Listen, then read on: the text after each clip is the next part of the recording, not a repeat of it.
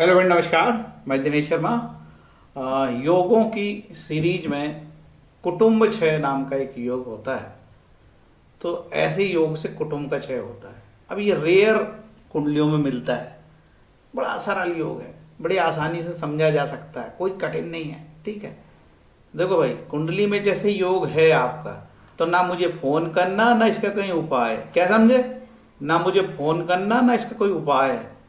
योग जैसा है तो भगवान के नाम लो, भगवान के जप करने से नवग्रह की शांति होती है ना। मैं हर वीडियो में कहता हूं, तो भगवान के जप करो, या कुंदेन्दु तुषारहार धवला, या शुभ्र वस्त्रावृत्ता, या वीणा दंड मंडिता करा, या श्वेत पद्मासना, या ब्रह्माच्युत शंकर प्रभृतिर्देवे सदा वदिता, सा माम पातु सरस्वती भगवती निशेष जाड्यापा। ये माँ सरस्वती की स्तुति है, यह नवग्रह स्तोत्रम है। ढेरों योग है। ठीक है, भगवान सूर्य को नमस्कार। जपा कुसुम अड़हल फूल के समान महान तेज युक्त अंधकार को नष्ट कर सब पापों को हरने वाले महर्षि कश्यप के पुत्र सूर्य को प्रणाम करता हूँ। जपा कुसुम संकास्कम कास्पेयम महादुतिम तमो अरिम सर्व पापगुनम प्रतो अस्मिन दिवाकरम। चलें, अब काम की बात हो जाए फटाफट, कोई फालतू बकवास नहीं।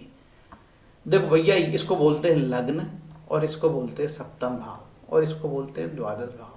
ठीक, क्या बोलता है?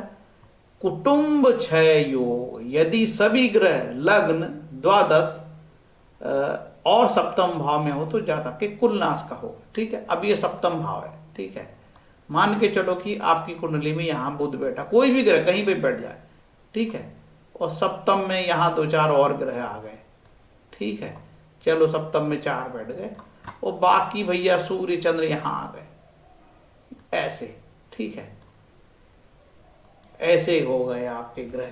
ठीक है, तो ये है कुटुंब क्षय योग। ठीक, ऐसा रेयर होता है, बहुत कम ऐसी कुंडलियों में देखा जाता है ऐसा योग। तो ऐसे योग कहीं भी, ये ग्रह कहीं पे भी आपस में बैठ सकते हैं। कोई भी ग्रह कहीं हो सकता है 12वें में ज्यादा बैठ जाए और यहाँ एक और बैठ जाए, लग्न में एक हो और सप्तम में एक और 12वें में हो सकता है 12वें में एक हो, लग्न में ज्यादा हो और सप्तम में एक हो। तो ऐसा योग कहीं पे भी होगा, तो इसको कुटुंब क्षय योग बोलते हैं। कि कई लोग संपर्क करते हैं कई बार कि साहब मेरा भाई मर गया, माँ मर गया, अब मैं अकेला बचा हूं, है ना।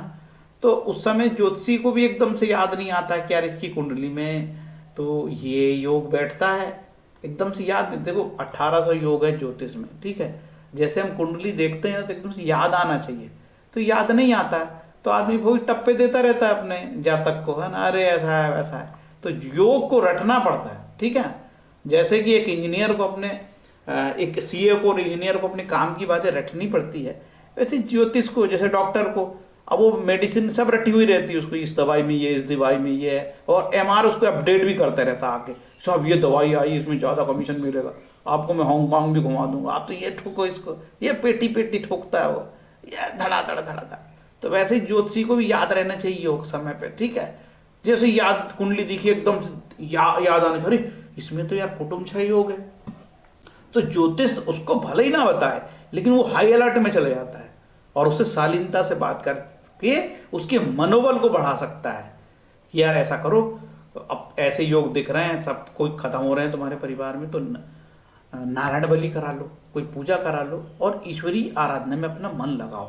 इस तरीके से हम उसका मनोबल बढ़ा सकते हैं। नहीं देख लिए और लूटना चालू किए, अच्छा तेरी कुंडली में कटम चाहे बेटा, तू भी मरेगा सब मरेंगे, ऐसे बताने का नहीं है योग, समझ गए? नहीं तो नरक की प्राप्ति होगी।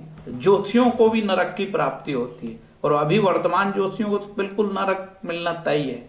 क्योंकि कई गरीबों की कुंडली में राहु केतु सामने बैठे हैं तो डराना, शनि चंद्र बैठे हैं तो डराना, राहु मंगल का अंगारा हो गया तो डराना, पैसे लूटना।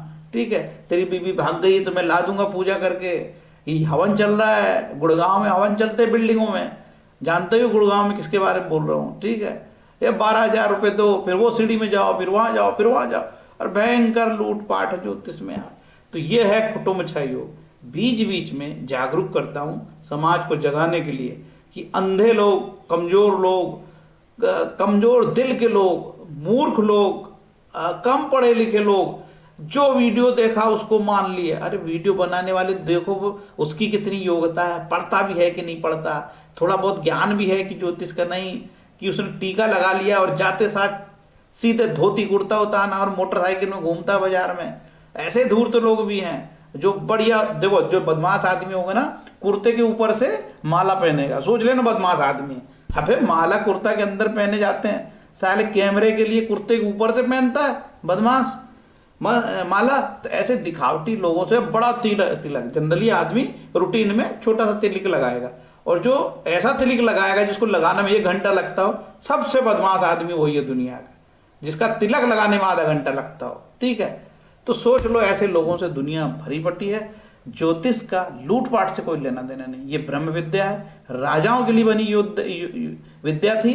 तभी तो गाय दान, भैंस दान, बकरा दान, कहाँ से गाय भैंस लाएंगे यार, अपन समझा करो। ठीक है, तो अब लोगों, पहले तो ज्योतिष रिजर्व थी, एक जाति विशेष के पास थी, अब सब लोगों के पास आ गई, तो वो ठोक रहे हैं लोग, गाय का दान, भैंस का दान। अबे गाय साले 1 लाख की गाय आती है, मुर्रा भैंस 2 लाख की आई, कहाँ से दान करेगा, मरता क्या नहीं करता। भगवान के नाम जप करो, विष्णु सहस्त्र नाम, शिव सहस्त्र नाम, ठीक है, दुर्गा सप्तशती का पाठ स्वयं करो, कराओ मत, आपका भला हो जाएगा। इतना बोल के मैं अपना स्थान ग्रहण करता हूँ, सॉरी अपना वीडियो बंद करता हूँ।